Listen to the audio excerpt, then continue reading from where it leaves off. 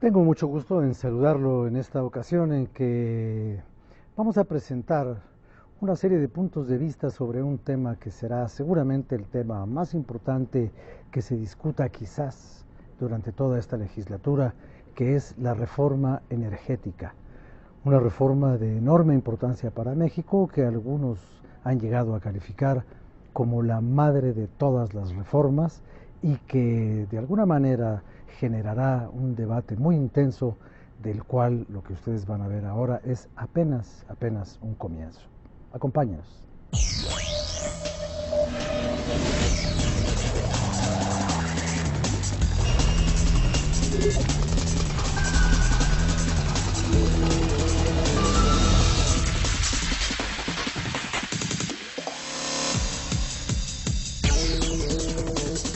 Desde el Congreso. Nos acompañan para explicarle a usted cómo se anticipa este debate sobre la reforma energética los diputados Javier Treviño Cantú, del Partido Revolucionario Institucional. Buenas noches. El señor diputado Luis Espinosa Cházaro, del Partido de la Revolución Democrática. ¿Qué tal? ¿Cómo están? Buenas noches. El señor diputado Ricardo Cantú Garza, del Partido del Trabajo. Para servirles. Y finalmente el señor diputado Ricardo Mejía Verdeja, del Partido Movimiento Ciudadano. Muchos saludos. Bueno, pues este es quizás uno de los grandes temas nacionales. Y yo quisiera comenzar preguntándole al señor diputado Treviño Cantú, ¿por qué es esta reforma importante hoy, ahora? ¿Por qué no dentro de un año, dentro de 5? ¿Por qué el mundo ha cambiado tanto, México ha cambiado tanto, que no podemos vivir como estamos? ¿Por qué es importante esta reforma? ¿O por qué no lo sería? Es un momento crítico en esto ahora. Es el momento de México, pero al mismo tiempo México enfrenta una encrucijada. Yo diría, el epicentro del crecimiento global se está moviendo hacia la cuenca del Pacífico. Por una parte, yo creo que eso es fundamental. Y por el otro lado, ha ocurrido una gran revolución tecnológica en el campo energético que se ha desarrollado justamente en América del Norte. Entonces, esto coincide, estos grandes cambios globales, coinciden también con, el bono demográfico en México, el crecimiento de la población en México en edad de trabajar, que es un gran potencial y sobre todo que espera que las decisiones que tomemos hoy puedan crear las oportunidades de empleo para nuestros jóvenes en los próximos años. Además, tenemos que considerar que en el mundo lo que está ocurriendo es que la demanda global por energía va a aumentar realmente en 1/3 de aquí al año 2040. Eso es algo fundamental, muy importante, y el grueso del consumo va a estar en los mercados emergentes, principalmente, como lo mencionaba, sí en Asia, países como China, India, serán grandes consumidores, por una parte, y sin energía, que es el gran motor de la economía, no hay tecnologías de la información que puedan funcionar, la industria pesada tampoco podría funcionar, el sector financiero tampoco podría funcionar. En muchos sentidos, la energía realmente y la política energética es el corazón que mueve la economía del mundo y el crecimiento económico. ¿Queremos seguir siendo un jugador relevante en el sector energético en el mundo o no? Yo creo que tenemos todo para hacerlo, pero hay que tomar decisiones fundamentales en este momento para movernos en esa dirección. Gracias, señor diputado.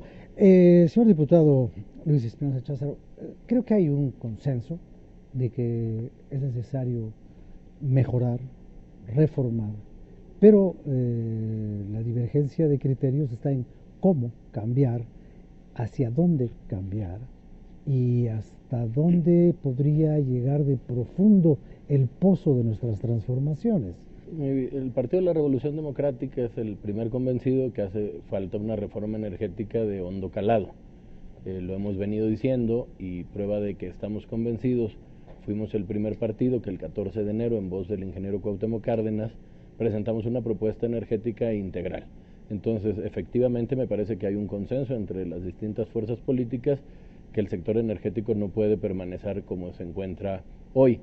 Y contestando a tu pregunta, yo te diría que no solo cómo haremos esta transformación energética, sino yo agregaría algo que hoy planteamos también en un evento que tuvimos: ¿para qué queremos la reforma energética? Para Pemex, que permita con sus propios recursos convertirse en la palanca de desarrollo que el país necesita.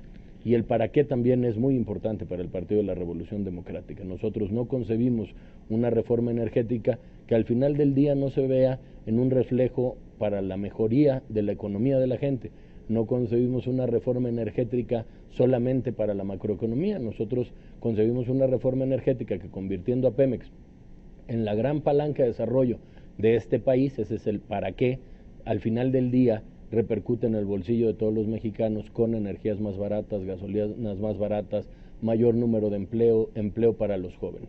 Y concluiría planteando lo que ya hemos venido diciendo: no podemos pensar en una gran reforma, en la construcción de una gran reforma energética, si sigue estando el suelo contaminado de corrupción, con temas como el sindical, con temas como funcionarios de Pemex. Entonces, para que se dé este debate de fondo que el país necesita, es indispensable que haya las condiciones, y parte de ellas sería erradicar la corrupción en la paraestatal más importante de este país.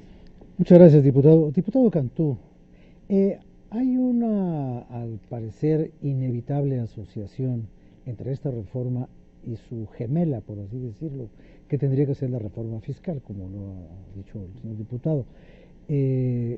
Pemex quizás no pueda soportar la carga del futuro con la carga fiscal que tiene en el presente, aportándole al presupuesto nacional el 30% de sus ingresos.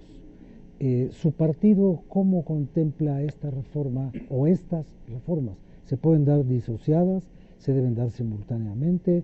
¿Una no es posible sin la otra? ¿Qué es lo que ustedes creen? Efectivamente, se tienen que dar de manera paralela, porque pueden suceder dos cosas con la reforma energética. Una, que es la que nos preocupa, que buena parte de la ganancia, de la utilidad que da el petróleo al país, pase a manos privadas con la intervención de capital privado, ya sea nacional o extranjero, o bien que una parte de esas utilidades se deje para fortalecer la empresa, modernizarla, reinvertir y hacerla más productiva, que esa es con la que el PT está de acuerdo. Y entonces esto crea un boquete en las finanzas públicas, porque pues actualmente las finanzas públicas, pues el petróleo anda alrededor del 40%, más o menos, dependiendo de los años, de lo que ingresa a las arcas públicas por las utilidades del petróleo. Entonces se tiene que cubrir el boquete que se vaya a hacer. Vamos a suponer que ya no se le va a quitar tanto a Pemex. Ahorita el barril cuesta alrededor de $10 producirlo, y está en el mercado alrededor de 100. Entonces deja una utilidad de alrededor de $90 por barril. Se producen millones de barriles diarios. Entonces, si el 10% de la utilidad, si el 20% se deja para reinvertir y ya no entra al fisco y se le da autonomía presupuestaria, como lo plantea el PRD, entonces, ¿de dónde se va a obtener ese recurso? Si de por sí ya le pagamos muy mal a nuestros maestros, salarios de hambre, a los médicos del Seguro Social, a los del ISSSTE, no podemos dejar al gobierno sin recursos, porque no sostenemos que las grandes corporaciones no pagan lo que deberían de pagar de impuestos en México. Tenemos una especie de paraíso fiscal en México. Muchos dicen, no, es que los vendedores ambulantes, no. Lo fuerte está en los sectores de altos ingresos. Hay privilegios fiscales que hay que quitar, la consolidación fiscal, gravar las operaciones en la bolsa de valores. Se venden grandes empresas con muchísimo patrimonio a través de la bolsa y no pagan impuestos. Y entonces ahí pudiéramos nosotros no solamente restablecer ese ingreso que no entraría de Pemex, sino incrementarlo aún más para que el gobierno pueda aplicar políticas de desarrollo económico y con equidad en nuestro país. Gracias, diputado. Diputado Mejía, parece ser que el principio de la gran discusión está relacionado con que si se puede o no se puede tocar la Constitución de la República, que entre paréntesis se ha tocado más, creo yo, que el himno nacional. Así Pero es. en este artículo, en el 27, no. Que ya se ha tocado en otras ocasiones para otros asuntos. Pero en este, tal parece que, como dijo Lula da Silva, los mexicanos vemos este artículo constitucional con la misma reverencia que miramos a la Virgen de Guadalupe. ¿Usted está de acuerdo con una transformación constitucional en esta materia? No estamos de acuerdo en la reforma al artículo 27 constitucional. Me parece que es una grave irresponsabilidad que el presidente Peña Nieto haya ido a Londres a comprometer en una entrevista en un periódico de prestigio la certeza de los cambios constitucionales. Nosotros además le decimos a las cosas por su nombre, porque nos parece que en esto hay un juego semántico. Se ha puesto el estigma, la palabra privatización, y entonces creen que se cambia esto diciéndole ahora modernización. Entonces ahora es modernización, transformación, reconversión, pero son eufemismos. Evolución. Y todos los demás, podemos hacer un listado enorme porque no quieren mencionar la palabra privatización, pero en esencia la privatización se puede dar de tres maneras. La primera sería un cambio al artículo 27 constitucional para que sea la cuestión accionaria, la cuestión del capital. Otra manera de privatizar son actividades sustantivas de Petróleos Mexicanos, lo cual ya se lleva a cabo en algunas áreas de exploración y refinación. Y la tercera forma de privatización es la realización de asociaciones con particulares.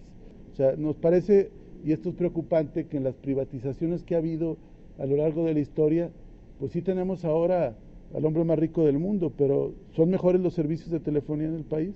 Lo que tenemos que ver es el interés nacional. Por eso nosotros estamos planteando fortalecer a Petróleos Mexicanos como una empresa pública que tenga autonomía de gestión, un nuevo régimen fiscal. Coincidimos en gran parte lo que comentaba ahorita el diputado Cantú, pero no creemos en ese cuento de que tiene que venir forzosamente inversión para poder desarrollar a Petróleos Mexicanos, porque lo que ha habido en Petróleos también es una gran ordeña, y no solo de los ductos, una ordeña de corrupción. No obstante todo esto, Petróleos Mexicanos sigue adelante. Nosotros creemos que hay que fortalecer el régimen fiscal de Petróleos Mexicanos, la autonomía de gestión, y evitar tanta sangría y tanta corrupción que ha habido en la administración y en el sindicato. Pero no es un problema de propiedad estatal o de participación privada, es un problema de eficiencia y de no corrupción. Muchas gracias. Vamos a continuar con este tema porque hay muchísimas preguntas relacionadas con este asunto, pero haremos primero una pausa, atenderemos la crónica de don Miguel Reyes Razo, que siempre es un respiro en medio de la discusión, y después regresaremos a este debate.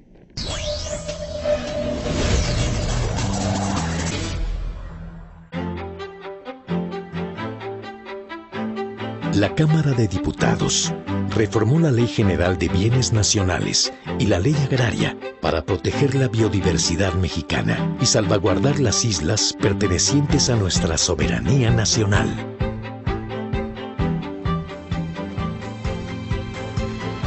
México no puede esperar. Cámara de Diputados, 62ª legislatura.